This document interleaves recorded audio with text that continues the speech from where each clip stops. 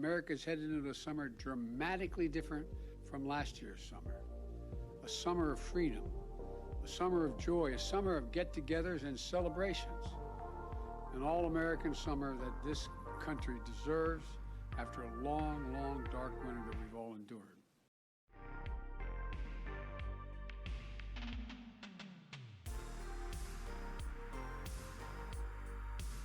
What is up, everybody? I am back again. I'm just gonna get this right out of the gate. I don't have as much time as I thought I did. So I was hoping I could make a video every day, but when I do and they get claimed and I have to go and edit them and I'm up until like 10 o'clock messing with them, look, I gotta work at 6 in the morning. I can't be doing that. Alright? So I'm gonna aim for 2 a week or 1 a week at least, and try to compress them all together. So I have grabbed 5 articles that I want to go over that are different topics and just run through them like I would have made a video for each one last week, you know. So that's what I'm gonna do. And let's get into it. Yeah, so welcome to Joe Biden's America, by the way. How are you feeling? Is the water fine? You enjoying it?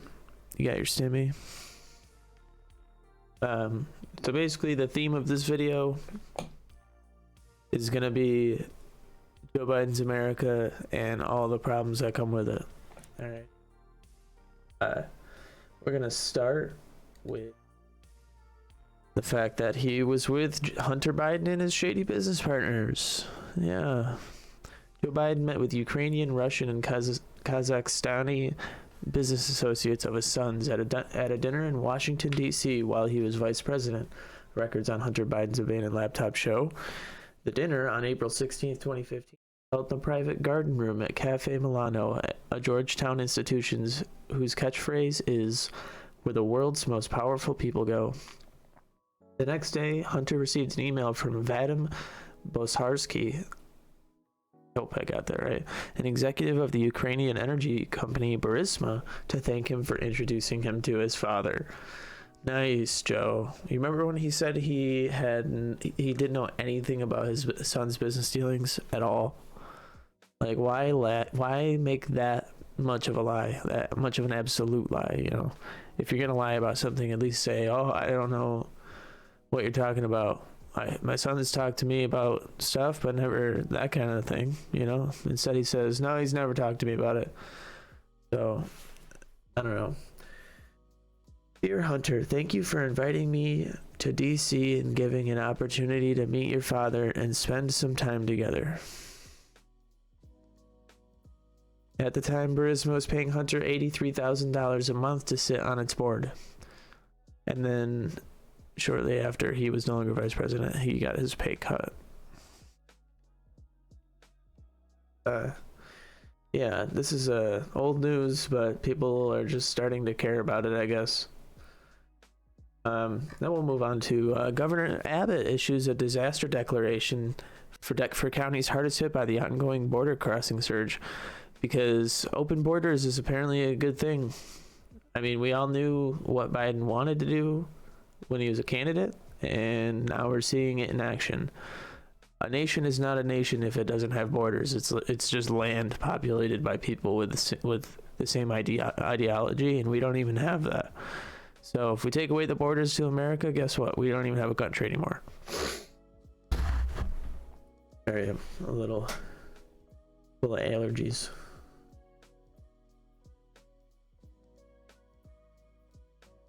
So, Governor Greg Abbott issued a disaster declaration on Tuesday for several Texas counties that have been hardest hit by the ongoing surge in illegal immigration. Counties included in the declaration are Valverde, Brooks, Starr, Hidalgo, El Paso, Zapata, and Cameron. Many of the counties in the declaration are located in the Rio Grande Valley, where miles of border wall systems remain incomplete after President Joe Biden halted the construction. The declaration authorizes the use of all necessary and available state and local resources to protect landowners in these counties from trespassers and the damage they cause to private property. So yeah, it's actually a really big problem. People don't think about it, but these migrants, they illegally cross and then they get into Texas and they have to cross miles of desert with no resources. Like, they'll run out of water and just die, and then the hogs will get to them. Like, this is the crime. The crime is allowing them to make the journey when we don't have a way to properly bring them into our society, and they're just going to come in and they're just coming to abuse children on the way, which is happening way more than I want to admit, want to talk about. And when they get here, they have nothing, and they just need to be supported by the community, or they'll just die. They'll literally be so dehydrated that they'll die. So they have literal barrels labeled with agua for migrants in these small border towns in Texas, that so they don't freaking just croak from the heat. So I mean, it's ridiculous, and they're like toddlers making this journey. So that's what, I don't know, it just really bothers me. Abbott has also directed the Texas Department of Public Safety to enforce all federal and state criminal laws, including criminal trespassing, smuggling, and human trafficking. Operation Lone Star, which started in March with the deployment of state troopers and National Guardsmen, has resulted in over 1,300 criminal arrests, 35,000 illegal immigrants apprehended, and the seizure of over 10,000 pounds of illegal drugs. Yeah. But, good times. Joy. And then you have this story from last month. Biden admin reportedly sending illegal immigrants to kids in Tennessee, alarming state lawmakers. Tennessee lawmakers are raising the alarm amid reports that President Joe Biden's administration is flying unaccompanied illegal immigrant children into the state in the middle of the night without any prior notification.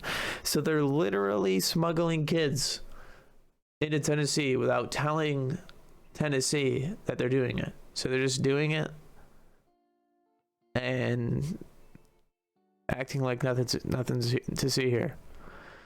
This is criminal. Like, why are we okay with this? Source familiar with the situation told the local news channel that around 30 to 50 minors are transported at a time, with some heading to reunite with family members while others are sent to group homes. The source went on to say that the operation began in Dallas, Texas, but changed to smaller airports in order to avoid attention. They're also doing this with adults now too. This hasn't been really reported all too much, but I've been seeing things about they'll send like immigrants that they lock up for crossing illegally. They'll send to another jurisdiction where they'll just free them there in the neighborhood of wherever they sent them, and then they're just there. And they have nothing. They don't have a car. They don't have any money. They don't have anything. So what do they have to do? They have to resort to crime or find some help somehow. So no wonder so they cause problems. So it's like, why are they doing this? Why? Like I don't know. They need to figure this out. They need to eat. And they just removed the Remain in Mexico policy. So now we can't even keep immigrants in Mexico while they await a hearing. Like, now it's just you catch them and release them in the United States. And who is going to come back for a hearing after you're already in? Why would they come back? It makes no sense. But yeah, so following SolarWinds and the oil pipeline hack, we have JBS, the meatpacking meat supplier hack. And now JBS Foods, the world's largest meat supplier, said it has made significant progress in resolving the cyber attack that shut down all of its U.S. beef plants on Tuesday, easing fears of further meat price increases. The vast majority of the company's plants are expected to reopen on Wednesday. But even one day of disruption could affect wholesale beef prices. So now we got lumber prices through the roof, gas prices through the roof, beef prices through the roof. What is next? It's when the average citizen spends 40% of their income on basic necessities like food and gas, that when the average person is spending 40% of that is mostly on food, that is when revolt starts to occur. So people are going to start freaking out. So I don't know, it's just scary. JBS, which controls about 20% of the slaughtering capacity for cattle and hogs in the United States, has halted cattle slaughter in all of its U.S. plants Tuesday, union officials said. Operations in Australia and Canada were also affected, according to union officials. JBS USA and Pilgrims are a critical part of the food supply chain. We recognize our responsibility to our team members, producers, and consumers to resume operations as soon as possible. Our systems are coming back online, and we are not sparing any resources to fight this threat. So I'm assuming they paid the ransom. If there was a ransomware attack, I'm assuming just like the oil pipeline hack, they just paid the ransom, and this is the wrong move. Like, if we just keep paying them, they're just going to keep doing it. Whatever happened to not negotiating with terrorists? And the thing is like, in a couple weeks, Biden's going to have his meeting with Putin, and you think he's going to be able to form a sentence strong enough to tell Putin that he needs to get these Russian hackers under control, if that's even who they are? I don't know. But and then the one that you might have probably seen, researcher tied to the Wuhan lab thanked Fauci for dismissing the lab leak theory. So basically, a researcher that worked in the lab thanked Dr. Fauci for dismissing the idea that COVID-19 came from a lab and was man-made. Now it just seems to be mainstream. It's okay now to say, yeah, COVID-19 came from a lab in China. And beforehand, that would get you banned like instantly on almost all platforms. So it's pretty strange. The people who were saying that months ago aren't on the platform anymore, and now we have everybody saying, "Oh, COVID might have come from a lab." But yeah, Peter Daszak, a zoologist whose nonprofit steered U.S. funding to the Wuhan Institute of Virology, thanked Anthony Fauci for pushing back on the theory that the coronavirus leaked from a lab in an April 2020 email published as part of a Freedom of Information Act request by BuzzFeed. Daszak's organization, the EcoHealth Alliance, funneled $3.4 million in grants from the National Institute of Health to the WIV to study bat coronaviruses between 2014 and 2019. While politicians and scientists in the U.S. have suggested that the novel coronavirus initially leaked from the WIV before spreading across the globe, Daszak has vehemently denied the allegation. I just wanted to say a personal thank you on behalf of our staff and collaborators for publicly standing up and stating that the scientific evidence supports a natural origin for COVID-19 from a bat to human spillover, not a release from the Wuhan Institute of Virology, Daszak wrote to Fauci on April 18, 2020. From my perspective, your comments are brave, and coming from your trusted voice will help dispel the myths being spun around the virus's origins, Daszak added. Fauci responded to Daszak's email on April 19th, writing, "Many thanks for your kind note." Awful sus. That's all I gotta say about that. Is I don't trust Fauci. You shouldn't trust Fauci. He literally should only own flip-flops as shoes because of how much he changes his opinion. Tony Fauci literally holds every viewpoint, like all of the viewpoints. First he's against masks, then he's for masks. First he's for double masking, then he says, "Oh, there's no evidence to support double masking does anything." So it's like, and now with this, it's like, bro, he's come out and said that it could have been a lab leak.